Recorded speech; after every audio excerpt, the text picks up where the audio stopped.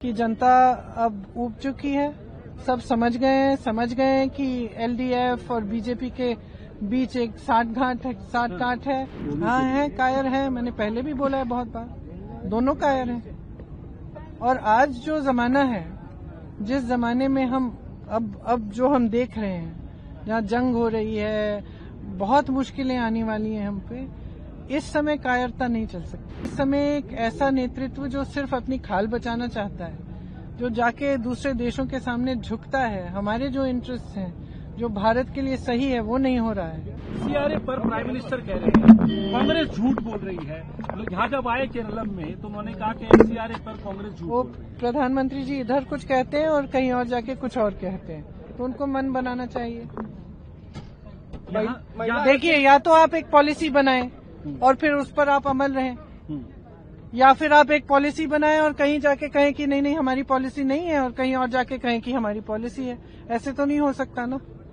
यहाँ पे केरलम में आप आए हैं, अभी क्या किस तरीके की वेव यहाँ देख रहे हैं? क्योंकि मुझे तो लगता है कि बदलाव होगा यहाँ, कि जनता अब ऊब चुकी है। सब समझ गए हैं कि एलडीएफ और बीजेपी के बीच एक साठ-गांठ है। और उसके अलावा मेरे ख्याल से 10 सालों से लोगों की तरक्की नहीं हुई है। आप जहां भी जाएं, आप खुद जाते होंगे, लोगों से पूछिए कि ना उनको रोजगार मिल रहा है, ना प्राइसेस कम घट रही हैं, ना कुछ, मतलब कहीं भी अपॉर्चुनिटी। और ऐसे जगह में जहां पे इतनी सारी रिसोर्सेज हैं और इतना पोटेंशियल है, तो लोग समझ रहे हैं ये बात। वुमेन रिजर्वेशन बिल के ऊपर प्राइम मिनिस्टर ने कहा कि इसमें राजनीति नहीं होनी चाहिए, सब दल साथ आए, सब साथ में मिलके इसके ऊपर काम करें। वुमेन रिजर्वेशन अगर प्रधानमंत्री जी चाहते थे कि सब दल साथ आए और इस पे सब इकट्ठे बोलें, तो कम से कम उन दलों से चर्चा भी तो करनी चाहिए ना। हमें तो मालूम नहीं कि क्या टर्म्स हैं इसके, कि क्या वो किस तरह से करने जा रहे हैं, क्या वो सीट बढ़ाएंगे, क्या जो एग्जिस्टिंग सीट्स हैं उसमें से देंगे, किसी को कुछ मालूम नहीं है। तो आप खुद कुछ करते हैं, फिर आप चाहते हैं कि सब उससे सहमत हो। कम से कम अगर आप बात करेंगे, तो लोकतंत्र है ना, लोकतंत्र में चर्चा बहुत जरूरी होती है।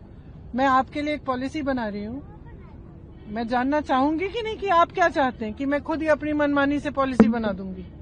ऐसे तो नहीं होता। आप अगर पॉलिसी बना रहे हैं तो आप सबसे चर्चा करिए कि किस तरह से, कैसे। ठीक है, बात मत मानिए उनकी अगर नहीं माननी है, लेकिन सुन तो लीजिए।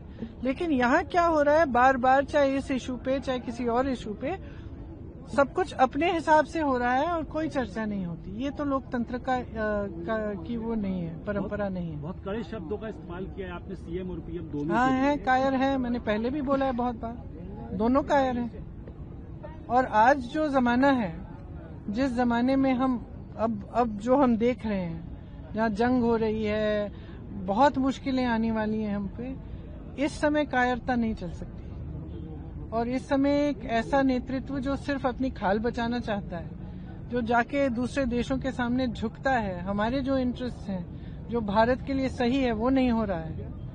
आप बताइए कि अगर इस तरह की डील हुई है जिसमें हमारे जो किसान हैं उनको उनका कंपटीशन यूएस के बड़े बड़े किसान करेंगे, जिनके सारे मैकेनाइज्ड फार्म्स हैं, वो हम पे टैरिफ लगाएंगे, हम उनकी टैक्स हटा देंगे, तो कहाँ छोड़ दिया आपने किसानों को? तो अगर इस समय कोई ऐसा नेतृत्व हो जो कायरता दिखाए, तो देश का बहुत ज्यादा नुकसान होने वाला है। ये वो समय है जहाँ पे देश के लिए खड़ा रहना पड़ेगा, देश के लिए लड़ना पड़ेगा और हमारे अधिकारों के लिए लड़ना पड़ेगा।